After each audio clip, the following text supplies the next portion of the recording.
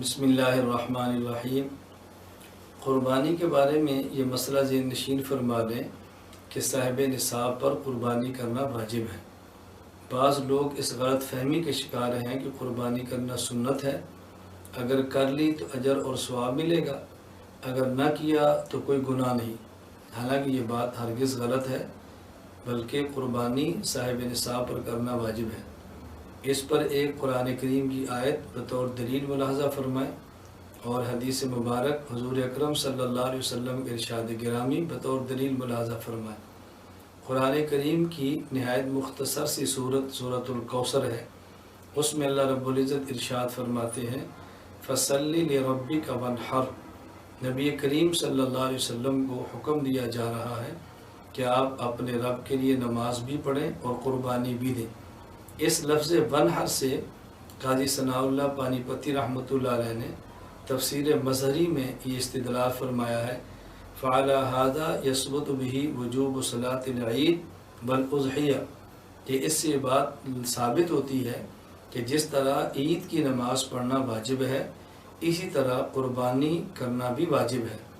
اور امام ابو بکر جساس رحمۃ اللہ علیہ نے احکام القرآن میں لکھا ہے ھذا التاویل یتضمن معنیین احدہما ایجاب صلاۃ الاضحیٰ والثانی وجوب الاضحیہ، کہ اس آیت سے دو باتیں ثابت ہوتی ہیں۔ نمبر ایک عید کی نماز پڑھنا واجب، اور نمبر دو قربانی کرنا واجب ہے۔ حدیث پاک میں حضور اکرم صلی اللہ علیہ وسلم کا یہ واضح ارشاد موجود ہے کہ نبی کریم صلی اللہ علیہ وسلم نے فرمایا، اس حدیث مبارک کے راوی حضرت ابو ہریرہ رضی اللہ تعالی عنہ ہے، من کان لہ ساعۃ ولم یضحِ فلا یقربن مصلانا، کہ جو شخص وسعت کے باوجود قربانی نہیں کرتا تو ہماری عیدگاہ میں نہ آئے، یعنی عید کی نماز پڑھنے کے لیے نہ آئے۔ نبی کریم صلی اللہ علیہ وسلم کا کسی مسئلے پر وعید فرمانا اور یوں سختی سے بات ارشاد فرمانا اس بات کی دلیل ہے کہ یہ واجب ہے۔ وعید ترک واجب پر ہوا کرتی ہے۔ یہ حدیث مبارک سنن ابن ماجہ میں، مسند امام احمد میں اور سنن الکبریٰ میں موجود ہے۔ تو قرآن کریم کی آیت، حدیث مبارک، ان دونوں سے قربانی کا واجب ہونا ثابت ہوتا ہے۔ اس لیے میری تمام حضرات سے گزارش ہے کہ اللہ نے وسعت اور عطا فرمائی ہو تو قربانی دیں اور سنت سمجھ کر اس عمل سے محروم نہ ہوں۔ اللہ رب العزت ہم سب کو شریعت کو سمجھ کر اس کے مطابق عمل کرنے کی توفیق عطا فرمائے۔ جن حضرات کو اللہ رب العزت نے توفیق استطاعت عطا فرمائی ہو وہ قربانی دیں گے، لیکن قربانی میں جن جانوروں کو ذبح کیا جا سکتا ہے وہ جانور بطور خاص یاد فرما لیں۔ اس میں بھیڑ اور بکری ہے، گائے، بھینس اور اونٹ، یہ وہ جانور ہیں کہ جن کو قربانی کے اندر ذبح کیا جا سکتا ہے۔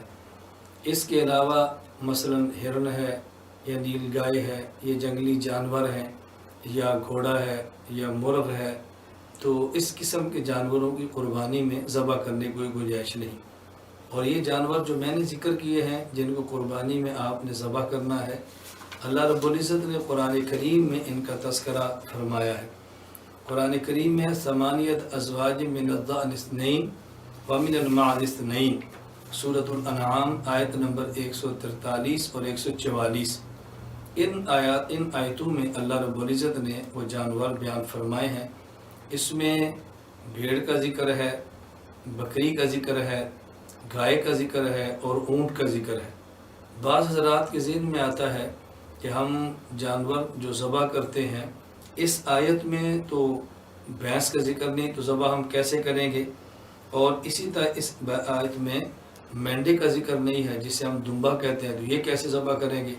تو یہ ذہن نشین فرما لیں۔ فتاوی عالمگیریہ میں ہے والماعز نوع من الغنم، یہ ہم جسے دمبا کہتے ہیں یہ بھی مینڈا ایک بکری کی قسم شمار ہوتی ہے۔ والجاموس نوع من البقر، اور بھینس یہ گائے کی ایک قسم ہے۔ ممکن ہے کسی کے ذہن میں یہ اشکال آئے کہ شاید فتاوی عالمگیریہ میں ہے اور احناف کی رائے ہے اور عام اس کے تابعین وغیرہ یا اس کے قائل نہیں۔ اچھی طرح بات نشین فرما لیں، لغت کی معروف کتاب المنجد میں یہ بات لکھی ہے الجاموس ضرب من کبار البقر، بھینس یہ گائے ہی کی ایک قسم شمار ہوتی ہے عرب میں۔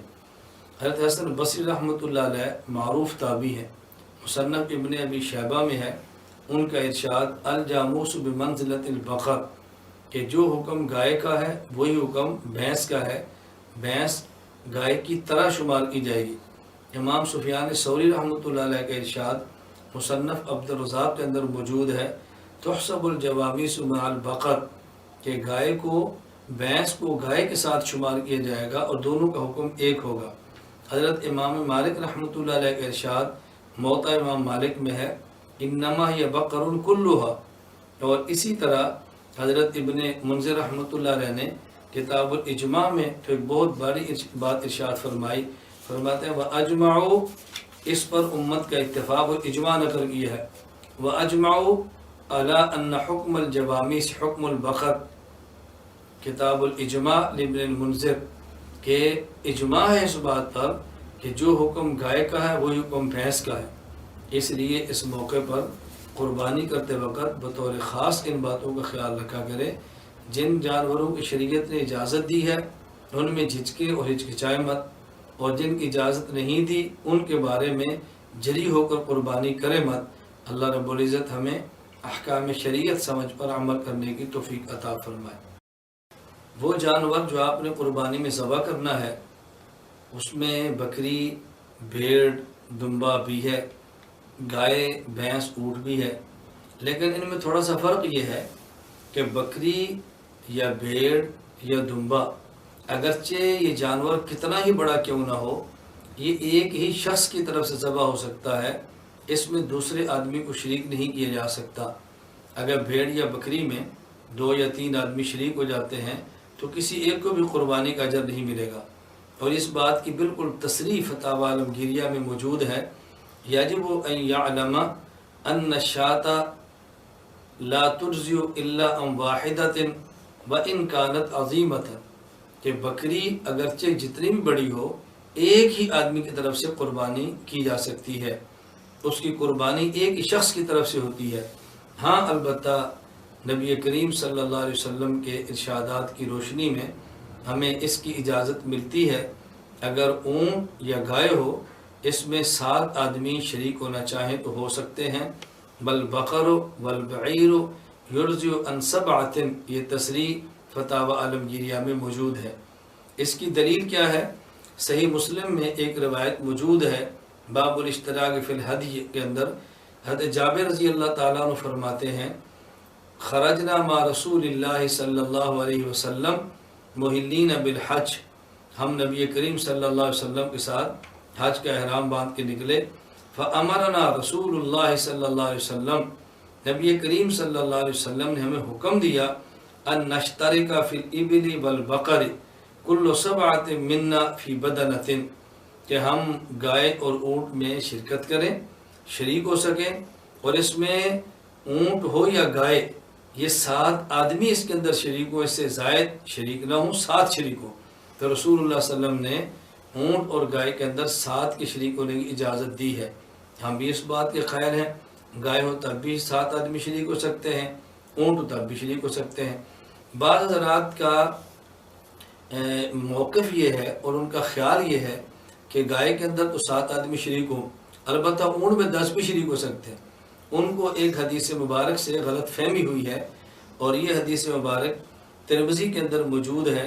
حضرت عبداللہ بن عباس رضی اللہ عنہ فرماتے ہیں کننا مع رسول اللہ صلی اللہ علیہ وسلم فی سفر فحضر الاضحیٰ، ہم نبی کریم صلی اللہ علیہ وسلم کے ساتھ ایک سفر میں تھے، قربانی کا دن آیا، فاشترکنا فی البقرۃ 7 وفی البعیر 10، ہم قربانی ہم نے کی تو ہم گائے میں 7 آدمی شریک ہوئے، اونٹ میں 10 شریک ہوئے۔ تو ان کو اس حدیث سے غلط فہمی لگی ہے کہ ترمذی میں روایت موجود ہے، حالانکہ اس حدیث سے استدلال پکڑنا قطعاً مناسب نہیں اور اس کی کوئی گنجائش نہیں۔ اس کی وجہ یہ ہے حضرت امام ترمذی رحمۃ اللہ علیہ نے حضرت ابن عباس رضی اللہ عنہ والی حدیث پہلے نقل کی ہے کہ جس میں کہ اونٹ میں 10 آدمی شریک ہوئے، اور بعد میں حضرت جابر رضی اللہ عنہ والی روایت پیش کی ہے جس میں کہ رسول اللہ صلی اللہ علیہ وسلم کی موجودگی میں اور رسول اللہ صلی اللہ علیہ وسلم نے حکم دیا، اور ہم اونٹ کے اندر بھی 7 شریک ہوئے اور ہم گائے کے اندر بھی 7 آدمی شریک ہوئے، تو پہلے 10 والی اور پھر پہلے انہوں نے 10 والی اور بعد میں 7 والی روایت پیش کی ہے کہ ہم اونٹ میں بھی 7 شریک ہوئے اور ہم لوگ گائے کے اندر بھی 7 شریک ہوئے۔ حضرت امام ترمذی رحمۃ اللہ علیہ نے 2 روایتیں نقل کرنے کے بعد جب آپ نے پہلے 10 والی اور پھر 7 والی روایت پیش کی ہے حضرت جابر رضی اللہ تعالیٰ عنہ والی، جس میں کہ ہم 7 آدمی شریک تھے، امام ترمذی فرماتے ہیں وَالْعَمَلُ عَلَى هَذَا عِنْدَ أَهْلِ الْعِلْمِ مِنْ أَصْحَابِ النَّبِيِّ صلی اللہ علیہ وسلم وغیرہم، کہ صحابہ کرام کا معمول مبارک یہ تھا کہ اونٹ میں 7 آدمی شریک ہوتے تھے۔ اب امام ترمذی نے صحابہ کا عمل بیان کر دیا ہے، تو اگر ایک مسئلے پر 2 حدیثیں آ جائیں، ایک صحابہ کا معمول بھی ہی ہو اور ایک صحابہ کرام کے متروک ہو، اس پر چھوڑ دیا ہو، تو ہمارے لیے عمل کی صورت کیا ہے؟ ہم کس پہ عمل کریں؟ سنن ابی داؤد باب اللحم سید المحرم کے تحت اور باب ملخت و صلاۃ شیخ کے تحت امام ابو داؤد رحمۃ اللہ علیہ ایک حدیث نقل کی، ایک اصول اور ضابطہ بیان کیا ہے، اذا تنازل الخبران عن رسول اللہ صلی اللہ علیہ وسلم نظر الی ما عمل به اصحابہ من بعدہ، اگر ایک مسئلے پر 2 روایتیں آ جائیں تو یہ دیکھا جائے گا صحابہ کرام نے کس پر عمل فرمایا، جس پر صحابہ کرام عمل فرمائیں امت کو اسی پہ عمل کرنا چاہیے۔ تو صحابہ کرام کو چونکہ عمل گائے میں اور اونٹ دونوں میں 7 حصوں کا تھا، لہذا ہم بھی اسی پر عمل کرتے ہیں، گائے ہو یا اونٹ، اس میں 7 آدمی شریک ہوتے ہیں اور 10 کی قطعاً کوئی گنجائش نہیں نکالتے۔ امام مسلم رحمۃ اللہ علیہ نے صحیح مسلم حدیث مبارک کتاب لکھی ہے، اور اس کے حاشیہ اور شرح میں امام نووی رحمۃ اللہ علیہ نے ایک ضابطہ بیان فرمایا ہے، حاضی عادت مسلم وغیرہ من ائمۃ الحدیث یذکرون الاحادیث التي يرونها منسوخة ثم يعقبون بالناسخ۔ امام مسلم اور دیگر محدثین کی مبارک عادت یہ ہے کہ اگر ایک مسئلے پر 2 حدیثیں موجود ہوں، پہلے حدیث وہ لاتے ہیں جو ان کا منسوخ ہوتی ہے اور پھر وہ لاتے ہیں جو ان کا ناسخ ہوتی ہے۔ تو معلوم ہوا کہ اگر 10 والی حدیث صحیح مان بھی لی جائے تو منسوخ ہے امام ترمذی کیا، اور اونٹ میں 7 آدمی شریک ہونے والی حدیث ناسخ ہے جو بعد کے دور کی ہے۔ اللہ رب العزت ہمیں اس بات کی سمجھنے کی توفیق عطا فرمائے۔ لہذا خلاصہ کیا نکلا؟ بکری یا بھیڑ یا دمبا اس کے ایک آدمی کی طرف سے قربانی ہوگی، گائے اور اونٹ اس کے اندر 7 آدمی شریک ہو سکتے ہیں۔ اللہ رب العزت جن حضرات کو قربانی کی توفیق عطا فرمائے، قربانی کریں، شوق سے کریں۔ قربانی کرتے وقت اور تمام عبادات میں اوقات عبادات کا خیال رکھنا بہت ضروری ہے۔ وقت پر عبادت ہو بہت اجر ملتا ہے، اور اگر وقت کے علاوہ بے وقت عبادت ہو تو جن عبادات کے اوقات مخصوص ہیں ان کو اسی خاص وقت میں ادا کرنا چاہیے، آگے اور پیچھے کرنے کی ہمارے لیے کوئی گنجائش نہیں ہے۔ قربانی کتنے ایام ہے؟ قرآن کریم سورۃ الحج آیت نمبر 28 میں ہے، اعوذ باللہ من الشیطان الرجیم لیشہدوا منافع لہم ویذکروا اسم اللہ فی ایام معلومات، کہ اپنے فوائد حاصل کرو اور ایام مقررہ میں ان مخصوص ایام پر اللہ کا نام لو۔ یہ ایام مقررہ کون سے ہیں؟ تفسیر ابن ابی حاتم الرازی میں ہے، حضرت عبداللہ بن عمر رضی اللہ تعالی عنہما فرماتے ہیں فالمعلومات یوم النحر و یومان بعدہ، ایک 10 ذی الحج جس یوم النحر کہتے ہیں اور 2 دن اس کے بعد۔ تو معلوم ہوا کہ قربانی اور ذبح کرنے کے 3 دن ہیں، 10 ذی الحج، 11 ذی الحج اور 12 ذی الحج۔ اس آیت کی تفسیر حضرت عبداللہ بن عمر رضی اللہ عنہما نے فرمائی ہے، اور جب آیت کی تفسیر صحابی رسول صلی اللہ علیہ وسلم فرمائے، اس تفسیر کی حیثیت کیا ہے؟ المستدرک للحاکم میں ہے ان تفسیر الصحابی الذي شهد الوحی والتنزیل عند الشیخین حدیث مسند، کہ جو صحابی قرآن کریم کو اترتے وقت، قرآن کریم کے اترتے وقت موجود ہے، وحی کے نزول کے وقت موجود ہے، تو جب وہ کسی آیت کی تفسیر کرے تو وہ تفسیر در حقیقت حدیث مسند کا درجہ رکھتی ہے، اس کو صرف تفسیر نہیں سمجھنا چاہیے۔ اور حدیث مبارک صحیح بخاری میں موجود ہے، حضرت سلمۃ بن اکوع رضی اللہ عنہ فرماتے ہیں رسول اللہ صلی اللہ علیہ وسلم نے فرمایا من ضحى منکم فلا يصبحن بعد ثالثة فبقي في بيته منه شيء، جو شخص تم میں سے قربانی کرے اسے چاہیے کہ 3 دن کے اندر اپنا گوشت ختم کر لے اور 3 دن کے بعد اس کے پاس قربانی کے گوشت نہیں ہونا چاہیے۔ اب اس سے معلوم ہو کہ قربانی کے دن 3 ہیں، اگر قربانی کے دن 4 یا 5 ہوتے تو رسول اللہ صلی اللہ علیہ وسلم چوتھے اور 5ویں دن بھی قربانی کا گوشت رکھنے کی اجازت دیتے۔ آپ کے ذہن میں یہ خیال آئے گا کہ اس کا مطلب تو یہ ہے کہ 3 دن کے بعد گوشت رکھنا جائز ہی نہیں ہے۔ نہیں، اس کا معنی یہ ہرگز نہیں ہے۔ اولاً رسول اکرم صلی اللہ علیہ وسلم نے قربانی کا گوشت ذخیرہ کرنے سے منع فرمایا تھا، اور اس وقت کہا کچھ ضرورتیں ایسی تھیں، منع فرمایا کہ جتنا گوشت ہے فوراً کھاؤ اور تقسیم کر دو۔ بعد میں اللہ کے نبی صلی اللہ علیہ وسلم نے اجازت دی اور فرمایا کلوا الاضاحی وادخروا، مستدرک من الحاکم میں ہے کہ تم قربانی کا گوشت کھا بھی سکتے ہو اور ذخیرہ بھی کر سکتے ہو۔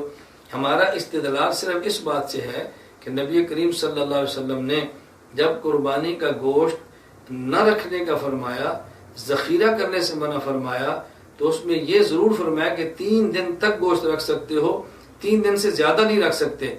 جب زائد کی اجازت دی ہے تو پھر 4 یا 5 دن کے نہیں ہے، پھر آپ پورا سال بھی ذخیرہ رکھنا چاہیے تو آپ رکھ سکتے ہیں۔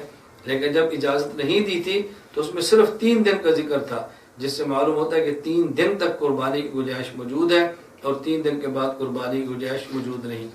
حضرت علی رضی اللہ عنہ فرماتے ہیں النحر 3 ایام، قربانی 3 دن ہے۔ احکام القرآن للتھانوی اور موطا امام مالک میں روایت موجود ہے۔ حضرت عبداللہ بن عباس رضی اللہ عنہ فرماتے ہیں النحر یومان بعد یوم النحر وافضلها یوم النحر، احکام القرآن للتحاوی کے اندر موجود ہے کہ قربانی کے دن 3 ہیں اور 10، 11 اور 12، اور افضل ترین قربانی کا دن وہ 10 ذی الحج ہے۔ بعض لوگ 3 دن سے زیادہ قربانی کے بھی قائل ہیں اور ان کا خیال ہے کہ 4 دن تک بھی قربانی دے سکتے ہیں، 10، 11، 12 اور 13، اور ان کو ایک روایت سے شبہ پڑا ہے، حدیث مبارک میں ہے کہ رسول اللہ صلی اللہ علیہ وسلم فرمایا ایام التشریق کلھا ذبح، یہ ان کی دلیل ہے کہ ایام التشریق یہ سارے کے سارے جن دنوں میں فرض نماز کے بعد تکبیرات تشریق پڑھتے ہیں وہ سارے دن قربانی کے ہیں، تو لہٰذا وہ چونکہ 13 ذی الحج تک ہے تو 13 ذی الحج تک قربانی کی جا سکتی ہے۔ ایک بات یہ سمجھیں، اس حدیث کی سند نہایت کمزور ہے، اس میں ایک معاویہ بن یحییٰ الصدفی راوی موجود ہے جن کے اوپر محدثین نے بہت زیادہ کلام، جرح اور گفتگو فرمائی ہے۔ بعض حضرات فرماتے ہیں لا شیء یحییٰ بن معین، یہ تو کسی درجے میں نہیں تھے۔ ابو ذر راضی فرماتے ہیں لیس بقوی، یہ کمزور آدمی تھے۔ ابن ابی حاتم الرازی کہتے ہیں احادیث کلھا مقلوبہ، ان کی حدیثوں میں تبدیلیاں ہوئی ہیں، اور علامہ ذہبی فرماتے ہیں ضعفوہ، ان کو لوگوں نے ضعیف قرار دیا ہے۔ ایک تو یہ مسئلہ ہے، پھر اس کی سند کے اندر اضطراب بھی ہے جو وجہ ذوح بنتی ہے، بلکہ امام ابن ابی حاتم الرازی نے العلل میں لکھا ہے ھذا حدیث موضوع، یہ من گڑت حدیث ہے۔ تو ایک تو حدیث کی سند بہت کمزور ہے۔ دوسری بات سامعین، میں آپ حضرات خدمت میں عرض کروں گا، آپ آسان سے اس کا جواب ذہن نشین فرما لیں۔ اگر اس حدیث کو صحیح مان کر قابل عمل مان لیا جائے تو پھر 4 دن نہ کہیں، پھر 5 دن کہیں، اس لیے کہ تشریق کے ایام وہ 4 دن نہیں 5 دن ہیں۔ 9 ذی الحج سے شروع ہوتے ہیں، 13 ذی الحج تک چلتے ہیں۔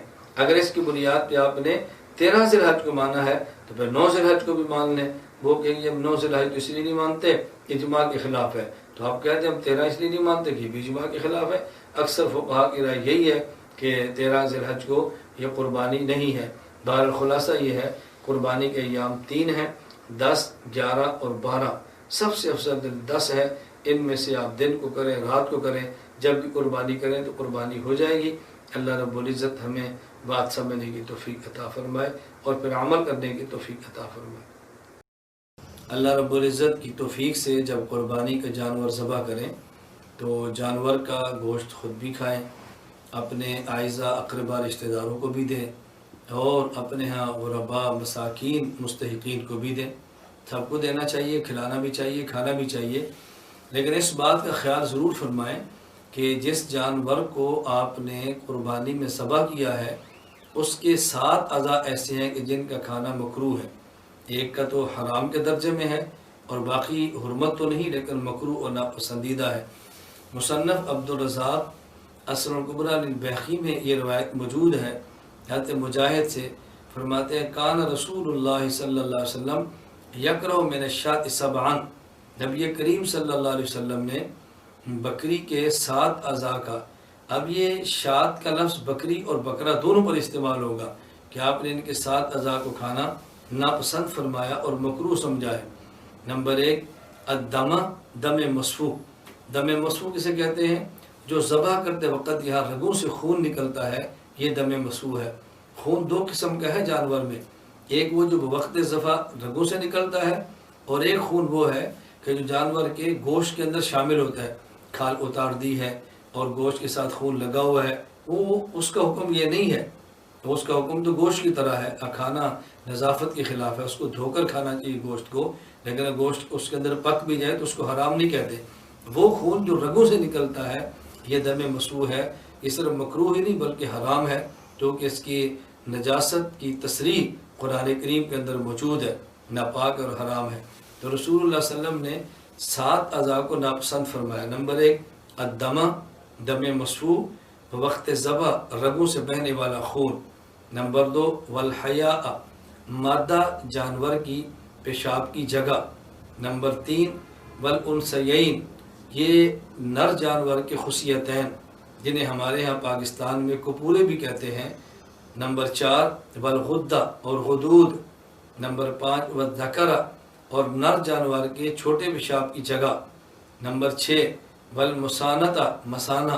نمبر 7 والمرارتہ، اور پتا۔ یہ 7 اعضاء ایسے ہیں کہ جن کا استعمال کرنا مکروہ ہے۔ پھر اچھی طرح سن لیجئے۔ نمبر 1 دم مسفوح، رگوں سے بہتا ہوا خون۔ نمبر 2 مادہ جانور کی شرمگاہ۔ نمبر 3 خصیتین کپورے۔ نمبر 4 حدود۔ نمبر 5 نر جانور کی پیشاب گاہ۔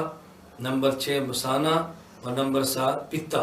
اس کا بہت خیال فرمائیں، ہمارے یہاں اس پر توجہ نہیں دی جاتی، اور اکثر گھروں میں جب جانور ذبح ہوتا ہے تو بہت سے لوگ سب سے پہلے کلیجی اور اسی طرح کپورے، ان گردے مکس کر کے پکا کر کھاتے ہیں، تو یہ قربانی کے اندر بھی مناسب نہیں ہے۔